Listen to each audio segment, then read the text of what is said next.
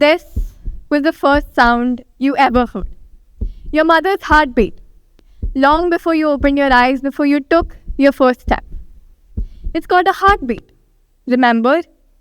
Because today we've completely forgotten the heart and heartbeat.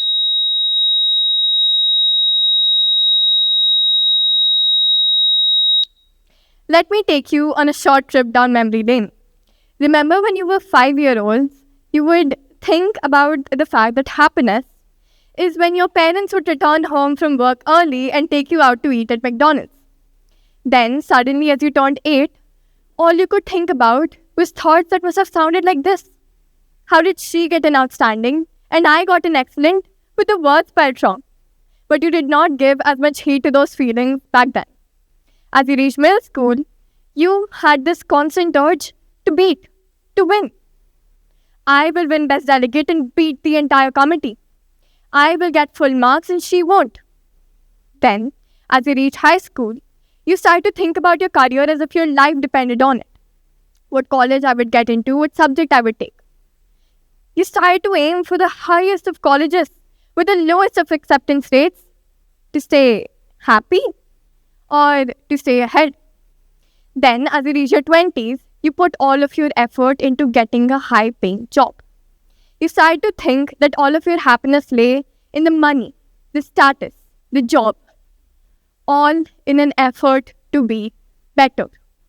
And as you reach your 30s, all you could think about was to build your own home, build your own family, and buy your own car. It became all about standing up on your own feet. Maybe it was about being better than everyone else by being on your own.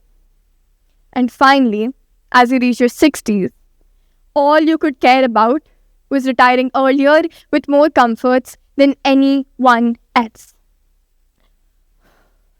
That was exhausting. You may have noticed a common pattern in all of the examples I just gave you. After 5, your happiness seemed to stem from either beating someone or achieving something. The happiness, the heartbeat that once stood for love, had now turned into a constant wish to beat. A state of well-being. That is the definition of happiness. But it seems as though, as we grow older and older, 4 words never seem to define anything. So then, can I ask you all a question? How do you define happiness?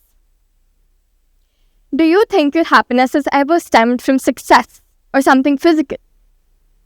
Have you ever told yourself you'll be truly happy if you get that new phone, that one award, that high-paying job, or that one purse? Have you found contentment in achieving all that you have dreamt of? Or was it just a spark? Do you think your happiness has ever stemmed from always staying ahead? Has your happiness ever stemmed from leaving others behind? You may sit there, taken aback by my question. You may ponder and you may say, what? Obviously not. But here's the thing.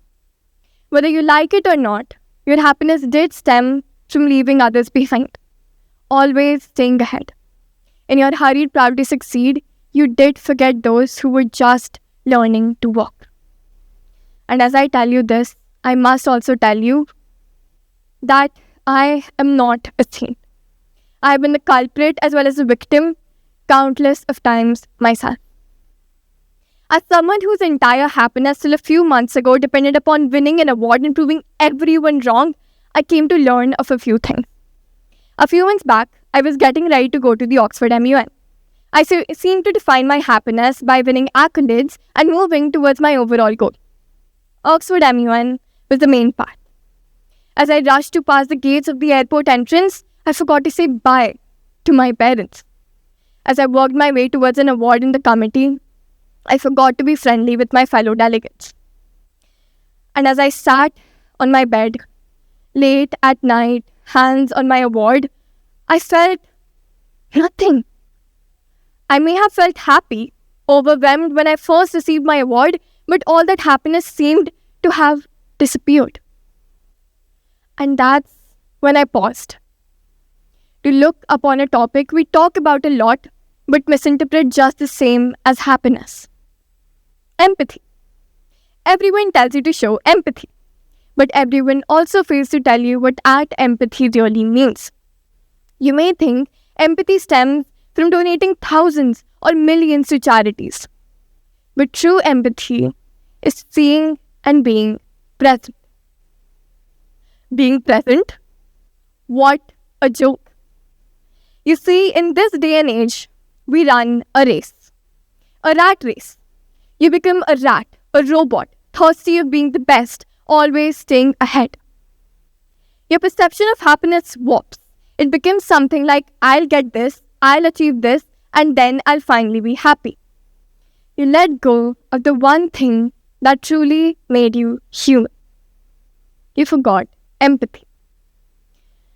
I'd like to take you back to a moment when I felt truly shattered. A few months back, I joined a call with a few acquaintances. They spoke in length about their plans for the summer, places to visit, people to meet, things to post. I told them I couldn't join. They asked, why? My grandmother's in the ICU.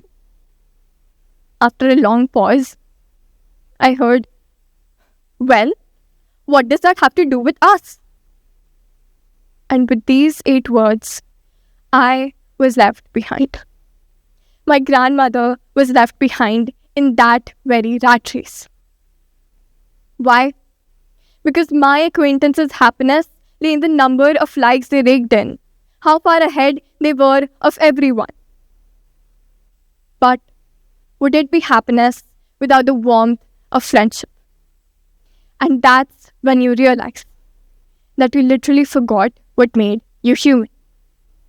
You'll go ahead and ahead and ahead, but you may never look back because that would be losing. And as you stand there to lift the trophy, would you say you feel truly happy? Would you say you feel truly content when you have no one there to lift you up or celebrate with you? You worry too much about a future that is yet to come, a future that may never come. You worry too much about a spark from something fake that you forget the bonfire that you receive from something truly, truly alive. And what might that be? People. You see, when you run too far ahead, your world's warmth is gone. Winning becomes meaningless, happiness becomes hollow. And so you walk to a world that is nothing but barren and desolate. And that's when it hits you. People aren't there for you to compete with, they are there to remind you what happiness actually is. They're there to remind you what it truly means to feel. Because happiness isn't the medal you receive at the finish line, it is a tapestry shared with those who ran the race with you. It is the empathy that formed a tapestry of strings connecting your heart to those who you learned to cherish and love. As I said before, empathy isn't just kindness. It is about remembering that every other person's life is also yours to live. Because that is what makes our life, our earth and our world so, so beautiful to live in. The fact that our lives are so overlapped. So, naturally, you would think about the fact that what would happiness actually be? Well, Adam Smith says that it is human nature to pursue personal gain, but it is the ability of humans to feel each other's experiences that makes society actually function. Maybe that is where happiness actually lies. Maybe happiness isn't about the amount of awards you receive, maybe it is about what we share. So, now I believe the only question in your mind must be, how do we turn back from a world that has become so obsessed with winning? Well, the answers are short and sweet. Start with asking. Start with actually listening. Start with putting your phone down when a person speaks. Start with noticing. Start with showing up. Start with remembering. And start with talking. Empathy doesn't require for you to show grand gestures. All it requires for you to do is to light the spark that fuels the bonfire. Empathy is when you create something together.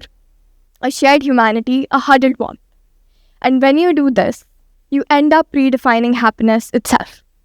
Because where empathy leads, happiness follows. Thank you.